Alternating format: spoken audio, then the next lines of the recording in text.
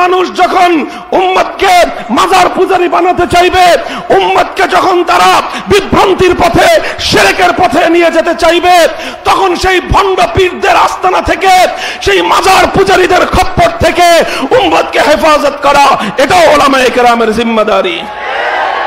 হে উম্মতের উলামায়ে কেরাম, কোরআন সুন্নাহর আমানতের ধারক বাহক, কোরআনের ইজ্জতের হেফাজতের জন্য জিহাদের ময়দানে তোমাদেরকেই নামতে হবে। যারা আমার আল্লাহর আইনের বিরুদ্ধে অবস্থান নেয়, তাদের বিরুদ্ধে লড়াই করবার জন্য মাথায় কাফনের কাপড় বেঁধে মাঠে নামাও আমাদের দায়িত্ব। نحمده ونستعينه ونستغفره ونؤمن به ونتوكل عليه ونشهد أن لا إله إلا الله وحده لا شريك له ونشهد أن سيدنا وسندنا وحبيبنا وطبيب قلوبنا ومولانا محمد الذي أرسله الله إلى كافة الناس بشيرا ونذيرا وداعيا إلى الله بإذنه وسراجا منيرا أما بعد فأعوذ بالله من الشيطان الرجيم بسم الله الرحمن الرحيم كنتم خير أمة أخرجت للناس تأمرون بالمعروف وتنهون عن المنكر وقال رسول الله صلى الله عليه وسلم من رأى منكم منكرا فليغيره بيده فإن لم يستطع فبلسانه فإن لم يستطع فبقلبه وذلك أضعف الإيمان بارك الله لنا ولكم في القرآن العظيم ونفعنا وإياكم بالآيات والذكر الحكيم اللهم صل على محمد وعلى آل محمد كما صليت على إبراهيم وعلى آل إبراهيم إنك حميد مجيد اللهم بارك على محمد وعلى آل محمد كما باركت على إبراهيم وعلى آل إبراهيم إنك حميد مجيد হায়াতুত তালিম ও তারবিয়া উদ্যোগে আয়োজিত আজকের এই পুরস্কার বিতরণী ও আজিমুস শান মাহফিলে সম্মানিত হযরত উলামায়ে কেরাম, প্রাণপ্রিয় তালেবানে উলুমে নবুয়ত, বিভিন্ন হাইয়াভুক্ত মাদ্রাসা সমূহের ছাত্র ভাইরা এবং সর্বস্তরের তাওহীদি মুসলমান ভাই ও বন্ধুগণ, দিনভর আপনারা হযরত উলামায়ে কেরামের কাছ থেকে মূল্যবান নসিহত শুনেছেন। এখন ইতিমধ্যে মাহফিলের সময় শেষ হয়ে গেছে। অল্প কয়েকটি কথা বলেই আমি আমার আলোচনাও শেষ করব এবং সেই সঙ্গে হয়তো মাহফিলের কার্যক্রমও শেষ হয়ে যাবে। যেহেতু আজকে এই মাহফিল একটি শিক্ষা বোর্ডের উদ্যোগে এবং এই শিক্ষা বোর্ডের অন্তর্ভুক্ত সমস্ত মাদ্রাসা সমূহের ছাত্ররা আজকের এই মাহফিলে উপস্থিত, তো আমি আমার আগামী দিনের সম্ভাবনার এই হিরণ্ময় হাতিয়ার, আগামী দিনের দেশ এবং জাতির কর্ণধার, ভবিষ্যৎ প্রজন্মের উলামায়ে কেরামকে লক্ষ্য করে তাদের দায়িত্ব এবং তাদের জিম্মাদারি সম্পর্কে অল্প কয়েকটি কথা আরজ করতে চাই। রাসূল আকরাম সাল্লাল্লাহু আলাইহি ওয়াসাল্লাম উম্মতের উলামায়ে কেরামের উপর বড় আস্থা এবং বিশ্বাস রেখেছিলেন। এজন্যই আল্লাহ নবী বলেছেন, আল উলামা ওয়ারাসাতুল আম্বিয়া, আলেমগণ নবীদের উত্তরসূরি। সাধারণত আমরা এই হাদিসকে আলেমদের ফজিলত এবং মর্যাদার বর্ণনার ক্ষেত্রে উদ্ধৃতি দিয়ে থাকি। শাইখুল হাদিস রহমতুল্লাহ আলাইহি বলতেন যে এই হাদিসের মধ্যে যতটা না উলামায়ে কেরামের মর্যাদা এবং ফজিলতের বিবরণ রয়েছে, তার চেয়েও বেশি রয়েছে এই হাদিসের মধ্যে আলেম সমাজের দায়িত্বের বিবরণ। আলেমদের দায়িত্ব হলো যে উম্মতের প্রতি, আল্লাহর বান্দাদের প্রতি এবং আল্লাহর দ্বীনের প্রতি সেই দরদ তারা দিলে রাখবেন, অন্তরের মধ্যে সেই দরদ উলামায়ে কেরাম পোষণ করবেন উম্মতের প্রতি এবং দ্বীনের প্রতি যেই দরদ পয়গম্বর আলাইহিমুস সালাতু ওয়াস সালামগণ রাখতেন। পয়গম্বরদের দরদ এমনই ছিল যেন আল্লাহর একজন বান্দাও জাহান্নামে না যায়, আল্লাহর একজন বান্দাও যেন বিপদগামী না হয়, আল্লাহর একজন বান্দাও যেন সঠিক পথ থেকে বিচ্যুত না হয়। এটাই ছিল সমস্ত নবীদের চিন্তা এবং সমস্ত পয়গম্বরদের হৃদয়ের আকুতি। এজন্য সত্যিকার যারা উলামায়ে কেরাম, তাদের দিলের মধ্যেও বলতেছিলাম যে নবী আলাইহিমুস সালাতু ওয়াস সালামদের হৃদয়ের মধ্যে আল্লাহর দ্বীনের প্রতি এবং উম্মতের প্রতি যেই দরদ এবং মায়া মমতা ছিল, একজন আলেম তখনই সত্যিকার অর্থে সে আলেম হতে পারে যখন তার হৃদয়ের মধ্যে পয়গম্বরদের মতো আল্লাহর দ্বীনের প্রতি এবং আল্লাহর বান্দাদের প্রতি সেই দরদ এবং মমতা জাগ্রত হয়। নবীদের হৃদয়ের মমতাটা কি ছিল? যেন আল্লাহর একজন বান্দাও জাহান্নামে না যায়, প্রতিটি মানুষ যেন হেদায়েত পেয়ে যায়, কোনো একজন মানুষের যেন বিভ্রান্তির পথে না চলে। এটা হলো উম্মতের প্রতি, মানব জাতির প্রতি, আল্লাহর বান্দাদের প্রতি ছিল পয়গম্বরদের দরদ। সেই সঙ্গে আল্লাহর দ্বীনের প্রতি পয়গম্বরদের দরদ ছিল আল্লাহর দ্বীনের মর্যাদা যেন সমুন্নত থাকে, আল্লাহর দ্বীনের গৌরব যেন কোনো পরিস্থিতিতে, কোনো প্রেক্ষাপটেই আল্লাহর দ্বীনের যেন কোনো অমর্যাদা না হয়, আল্লাহর দ্বীনের এই চির উন্নত ঝান্ডা যেন কখনোই ভুলুণ্ঠিত না হয়। কিভাবে দ্বীনের ঝান্ডাকে সমুন্নত রাখা যায়, এটা ছিল নবী আলাইহিমুস সালাতু ওয়াস সালামদের অন্তরের একান্ত বাসনা এবং তাদের হৃদয়ের চেতনা। কাজেই শুধুমাত্র আক্ষরিক অর্থে মাদ্রাসা থেকে শিক্ষা সনদ হাসিল করা অথবা বোর্ডের কাছ থেকে দাওরায়ে হাদিস সমাপ্তির সনদ নিয়ে নেওয়া, এটাই একজন প্রকৃত আলেমের জন্য যথেষ্ট নয়। যতক্ষণ পর্যন্ত একজন আলেম তার অন্তরের মধ্যে সেই দরদ মানব জাতির প্রতি এবং আল্লাহর দ্বীনের প্রতি পোষণ না করতে পারবে, ততক্ষণ পর্যন্ত একজন ব্যক্তি প্রকৃত আলেম হতে পারে না। মুহতারাম হাজিরিন, কাটা কাটা কথা, উলামায়ে কেরামের জিম্মাদারি হলো পুরা দ্বীনের রাহবারি করা, উলামায়ে কেরামের জিম্মাদারি হলো পুরা দ্বীনের নিগরানি করা, উলামায়ে কেরামের দায়িত্ব হলো পুরা উম্মতের যে কোনো বিষয়ে তাদেরকে সঠিক পথ দেখানো।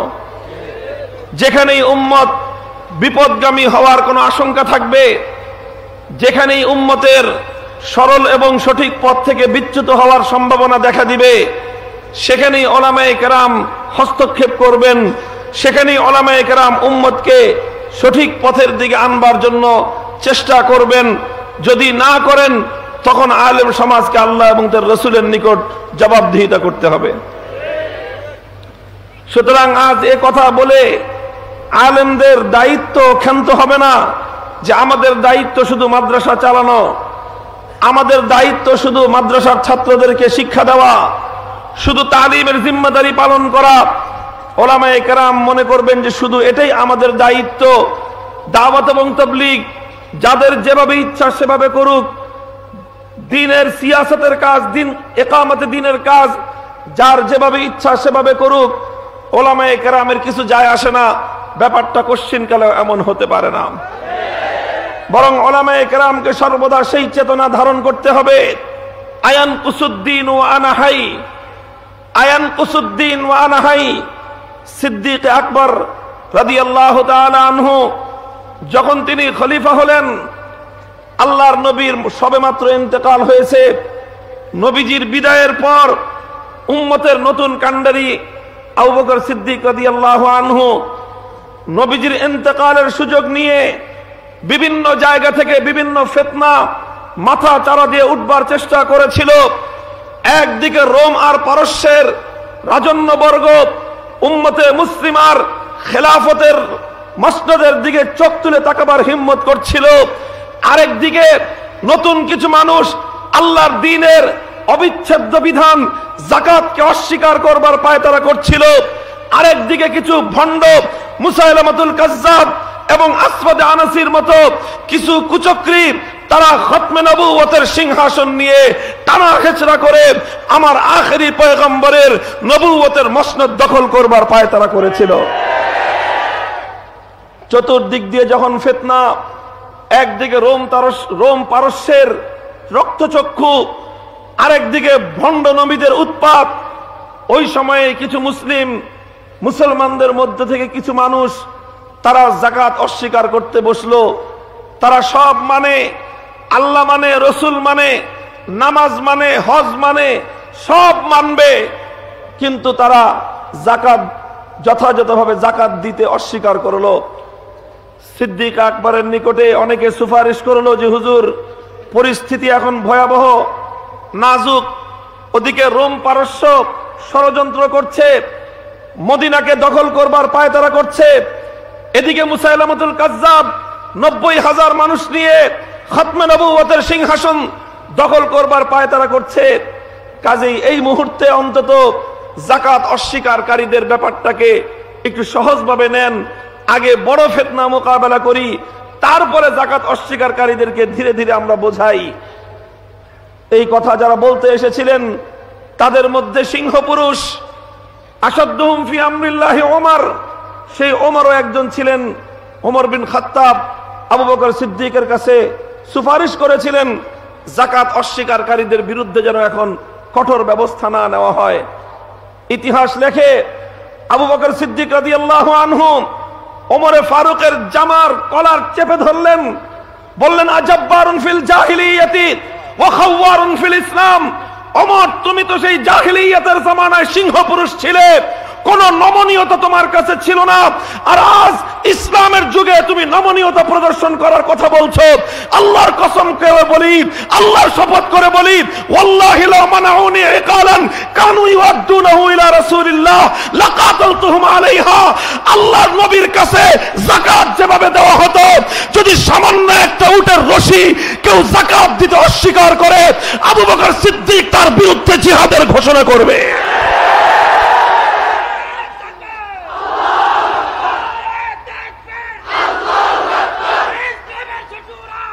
মুহতারাম হাজিরিন, জাইশে উসামা ইবনে যায়েদের নেতৃত্বে এক বাহিনী আল্লাহর নবী রওনা করেছিলেন।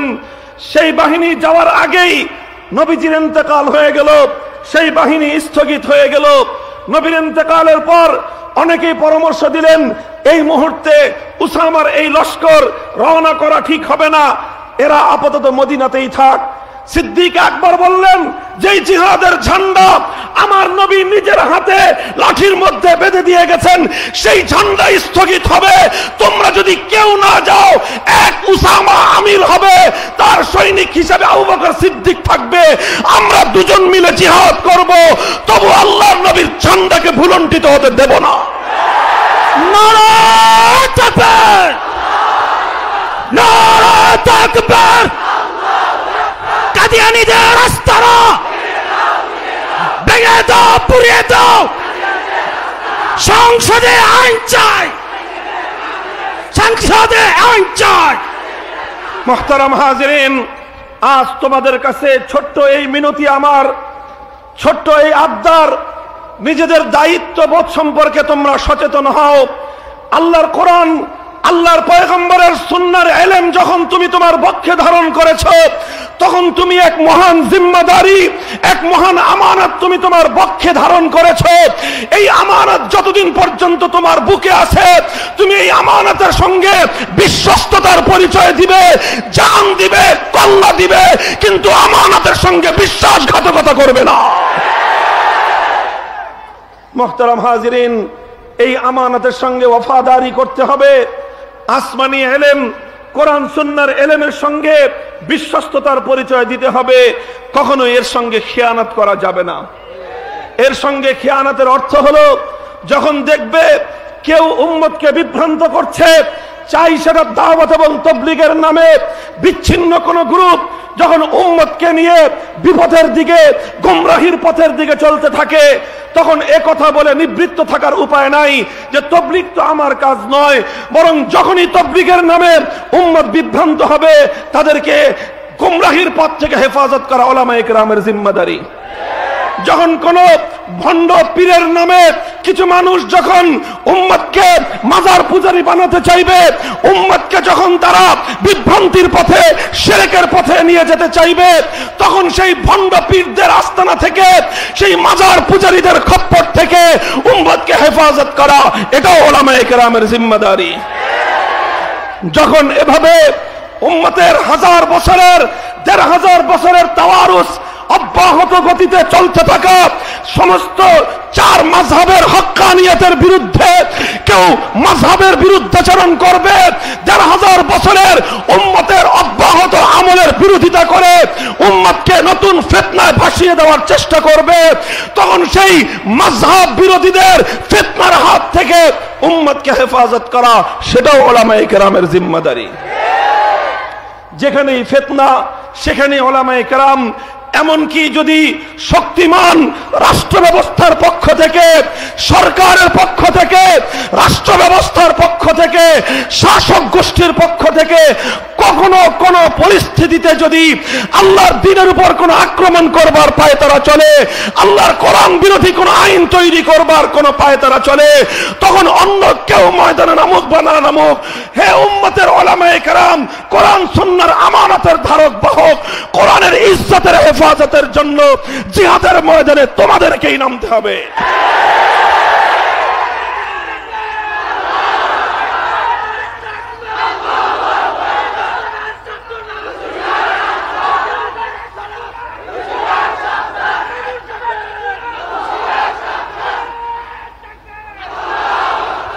হযরতে আমিরে মুআবিয়া রাদিয়াল্লাহু তাআলা আনহুর ছোট্ট একটি ঘটনার উদ্ধৃতি আমি তোমাদেরকে দেই।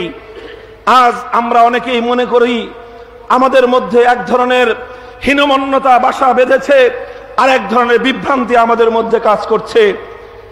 আজকে কওমি মাদ্রাসার সরকারি স্বীকৃতি হয়েছে, আমরা অনেকে মনে করি এই স্বীকৃতির উদ্দেশ্য বুঝি দলে দলে উলামায়ে কেরাম সরকারি চাকরি করবে।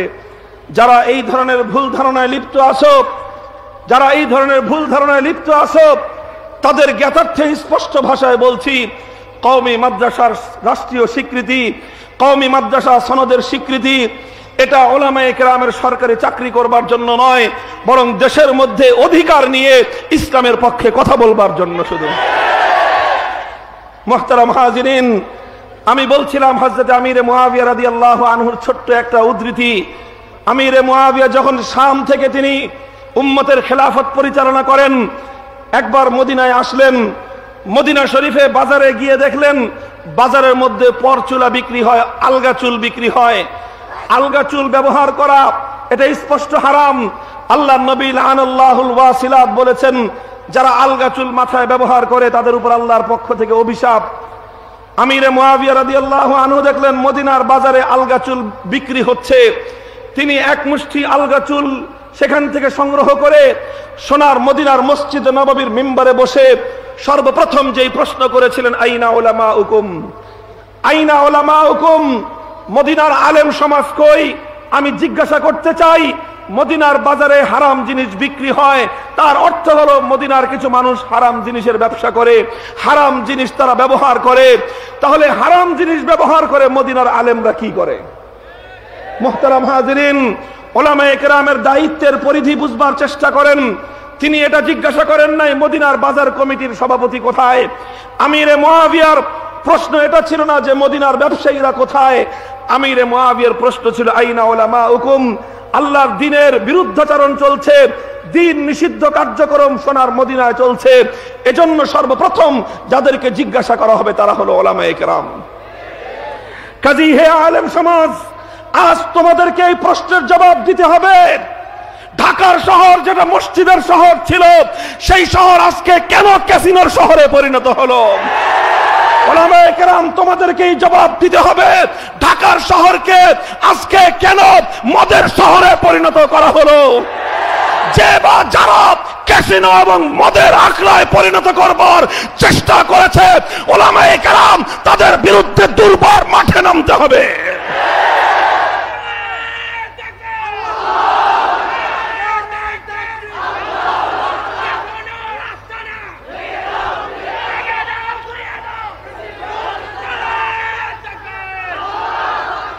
সর্বশেষ আরেকটা কথা বলে আমি আমার আলোচনা সমাপ্ত করছি।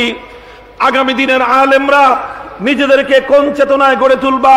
মুজাহিদ আজম আল্লামা শামসুল হক ফরিদপুরি রহমতুল্লাহ আলাইহির ঘটনার উদ্ধৃতি দেই। তৎকালীন সময়ে পূর্ব পাকিস্তানের সিংহপুরুষ মুজাহিদ আজম শামসুল হক ফরিদপুরি রহমতুল্লাহ আলাইহি পাকিস্তানের স্বৈর শাসক ফিল্ড মার্শাল দোর্দণ্ড প্রতাপশালী শাসক আইয়ুব খান সামরিক শাসন জারি করে আল্লাহর কোরআন বিরোধী ফ্যামিলি প্ল্যানিং ল পাস করেছিল। কোরআন বিরোধী আইন জারি করলো ফিল্ড মার্শাল আইয়ুব খান। সারা দেশে তখন সামরিক শাসন চলছে, ভয়ে কেউ কোনো কথা বলে না। সারা রাত শামসুল হক ফরিদপুরীর ঘুম হয় নাই যে আল্লাহর এই জমিনে আমরা থাকতে কোরআন বিরোধী একটা আইন তৈরি হয়ে গেল, কিয়ামতের দিন আল্লাহর কাছে কি জবাব দিব? তিনি ঘুমাতে পারলেন না। ফজর হওয়ার আগেই ভক্ত শিষ্যদেরকে ডেকে হুকুম করলেন, কোরআন বিরোধী আইনের বিরুদ্ধে আর কেউ লড়াই করুক বা না করুক, আমি শামসুল হক ফরিদপুরীর বিরুদ্ধে লড়াই করবার জন্য ময়দানে নামবো। শামসুল হক ফরিদপুরী শুধু হুঙ্কার দিয়ে ক্ষান্ত ছিলেন না, তিনি আইনের বিরুদ্ধে তীব্র প্রতিবাদ গড়ে তুলেছিলেন, আন্দোলন গড়ে তুলেছিলেন গোটা দেশব্যাপী। তিনি যখন প্রতিবাদ জানালেন, আন্দোলন করলেন, সামরিক শাসন ভঙ্গ করলেন, মার্শাল ল ভঙ্গ করলেন। পূর্ব পাকিস্তানের গভর্নর আল্লামা শামসুল হক ফরিদপুরীকে ডেকে হুমকি দিয়েছিল যে হুজুর, আমরা সরকারের চাকরি করি আর সরকারের আইন রক্ষা করা আমাদের দায়িত্ব। কেউ যদি সরকারের আইন ভঙ্গ করে তখন তার বিরুদ্ধে ব্যবস্থা নিতে আমরা বাধ্য হই। হুজুরকে যখন এই হুমকি দেওয়া হয়েছিল, শামসুল হক ফরিদপুরী রহমতুল্লাহ আলাইহি গভর্নরের হুমকিতে চুপসে যান নাই। গভর্নরের চক্ষু রাঙ্গানিতে তিনি ভয় পেয়ে যাননি, বরং তিনি তার ডান হাতের তর্জনী গভর্নরের চোখের দিকে উত্তোলন করে বলেছিলেন, গভর্নর সাহেব, আপনি যেভাবে বলেছেন আপনি সরকারের চাকরি করেন, সরকারের আইন রক্ষা করা আপনার দায়িত্ব, যারা সরকারের আইন ভঙ্গ করে তার বিরুদ্ধে ব্যবস্থা নেওয়া আপনার দায়িত্ব। মনে রাখবেন, আমরা উলামায়ে কেরাম আমরাও এক বড় সরকারের চাকরি করি, আমরাও এক বড় সরকারের চাকরি করি। সেই সরকারের আইন যখন অমান্য হয়, যারা আমার আল্লাহর আইনের বিরুদ্ধে অবস্থান নেয় তাদের বিরুদ্ধে লড়াই করবার জন্য মাথায় কাফনের কাপড় বেঁধে মাঠে নামাও আমাদের দায়িত্ব। নারায়ে তাকবীর! ইসলামের শত্রুরা হুঁশিয়ার সাবধান! নাস্তিকদের আস্তানা ভেঙে দাও, ঘুরে দাও! নাস্তিকদের আস্তানা ভেঙে দাও, ঘুরে দাও! কাদিয়ানীদের আস্তানা ভেঙে দাও, ঘুরে দাও! সাদিদের আস্তানা ভেঙে দাও, ঘুরে দাও! উলামাদের শত্রুরা! মুহতারাম হাজিরিন, কথা এখান থেকেই। আমরা এক বড় সরকারের চাকরি করি, আমাদের সরকার আসমান জমিনের সরকার। আমরা যেই সরকারের চাকরি করি तमाम পৃথিবীর সমস্ত রাজার রাজা, সমস্ত বাদশার বাদশা। সুতরাং সেই সরকারের চাকরি যারা করি, আল্লাহর কোরআন এবং পয়গম্বরের হাদিস, আসমানি ইলম যার বুকে আমানত রয়েছে, সে গোলামি করবে তো সবচেয়ে বড় সরকারের গোলামি করবে।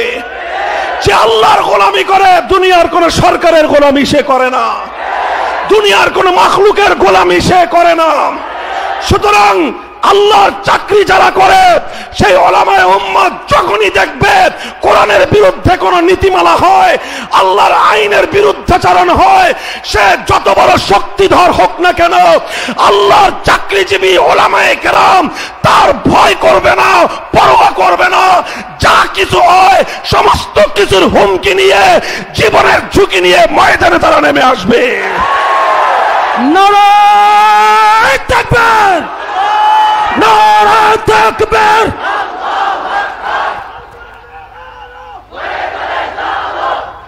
হে আল্লাহর মহা সরকার, আরশের মালিক, আসমান জমিনের সৃষ্টিকর্তা, রাজাদিরাজ সরকারের সরকার, সেই আল্লাহর গোলামি যারা করো, সেই আল্লাহর চাকরি নিয়ে যারা সন্তুষ্ট আছো, আমি তোমাদের কাছে জিজ্ঞাসা করতে চাই, বারবার আমার এই জমিন থেকে আমাদের প্যারা নবী আল্লাহর হাবিবকে কটাক্ষ করা হচ্ছে, বারবার বারবার নবীজির বিরুদ্ধে অশ্লীল এবং কটু বাক্য ব্যবহার করা হচ্ছে, অসভ্য শব্দমালার দ্বারা আমার নবীকে ক্ষতবিক্ষত করা হচ্ছে। কথা ঠিক না বেঠিক?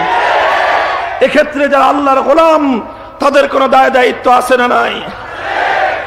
ওলামায়ে উম্মতের কোনো দায়িত্ব আছে না নাই? সরকারের সঙ্গে অনেক সম্পর্ক, ভালো কথা, সম্পর্ককে আমি অস্বীকার করতে চাই না, কিন্তু ওলামায়ে কেরামের কাছে সবিনীত নিবেদন থাকবে, 2013 সালে 13 দফা নিয়ে আমরা ময়দানে নেমেছিলাম। আল্লামা আহমদ শফি ডেকেছিলেন শাপলা চত্বরে, আমরা গিয়েছিলাম। 13 দফার বিনিময়ে আমরা এক দফা বাস্তবায়ন পাই নাই, পেয়েছি কিছু শহীদের লাশ। রক্তে ভেসেছিল সেদিন শাপলা চত্বরের পিচ ঢালা রাজপথ। আর এরপরে কি পেয়েছিলাম? এরপরে পেয়েছিলাম আমাদের সেই শহীদদের রক্তের সঙ্গে নির্মম উপহাস। শহীদদের রক্তকে বুকে রং মাখানো বলে উপহাস করা হয়েছিল। অনেক কিছু দেখেছে এদেশ। 2016 সালে নাসিরনগরে নবীর ইজ্জতের উপর আঘাত হানতে দেখেছে। 2019 সালে ভোলার বোরহানউদ্দিনে আল্লাহর নবীর ইজ্জতের উপর আঘাত করার পর প্রতিবাদী জনতার নবী প্রেমিক 4 শহীদের রক্তে বোরহানউদ্দিনের মাটি রঞ্জিত হতে দেখেছি আমরা। আমি আজ 2019 সালে আরেকবার শেষ প্রান্তে এসে বলতে চাই, আল্লামা আহমদ শফি, জুনায়েদ বাবু নগরীকে বারবার আমি ওনাদেরকে স্মরণ করিয়ে দিচ্ছি। আবারও আমাদের মাঠের থেকে হুজুরদের কাছে দরখাস্ত, 13 দফা নয়, এবার আপনারা 1 দফা নিয়ে মাঠে নামুন। সারা দেশে 1 দফার কথা হবে, আমার নবীর ইজ্জতের হেফাজতের কথা। যারা আল্লাহর নবীর ইজ্জতের উপর আঘাত করবে, যারা আল্লাহর নবীর বিরুদ্ধে কটূক্তি করবে, যারা আল্লাহর নবীকে গালি দিবে, যে কথা বলছিলাম 2013 সালে 13 দফা ছিল, 2016 সাল দেখেছি, 2019-এর ভোলার বোরহানউদ্দিনের ঘটনা দেখেছি। এভাবে একের পর এক আমার নবীর ইজ্জত নিয়ে ছিনিমিনি খেলা হবে, নবীর ইজ্জতের উপর অকথ্য ভাষায় গালিগালাজ করা হবে। আর একবার আইডি হ্যাক হয়েছে নাটক দেখানো হবে, আর একবার কে আইডি হ্যাক হয়েছে হ্যাকার শনাক্ত করা যায় নাই, ব্রিফিং করা হবে। এই নাটক আর ব্রিফিং এদেশের মুসলমানরা বরদাস্ত করবে না। এদেশের 16 কোটি তাওহীদি জনতা আল্লাহর পয়গম্বরের ইজ্জতের নিরাপত্তা চায়। 1 দফার 1 দাবি, গোটা বাংলাদেশে এক আওয়াজ তুলতে হবে। আমার নবীর ইজ্জতের বিরুদ্ধে যারা কথা বলবে, আমার নবীকে যারা গালি দিবে, নবীর সেই দুশমনদের বিরুদ্ধে জাতীয় সংসদে মৃত্যুদণ্ডের আইন চাই, মৃত্যুদণ্ডের আইন চাই। নারে তাকবীর! সংসদে আইন চাই, নবীর পরে নবী নাই, আইন চাই।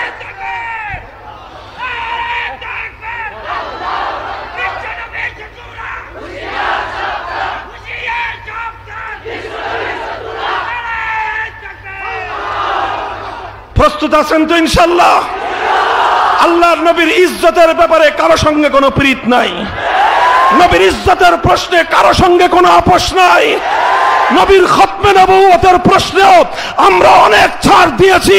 খতমে নবুয়তের ব্যাপারে প্রশাসন, সরকারি দল, এমপি অথবা মন্ত্রী কারো পক্ষ থেকে যদি কাদিয়ানীদের সঙ্গে সাক্ষাতের প্রমাণ পাওয়া যায়, খতমে নবুয়তের ব্যাপারে কোন ধরনের নতজানু নীতি যদি কারো পক্ষ থেকে প্রকাশ পায়, সেই এমপির বিরুদ্ধে, সেই মন্ত্রীর বিরুদ্ধে প্রয়োজনে আমরা রাজপথে নেমে আসবো ইনশাআল্লাহ।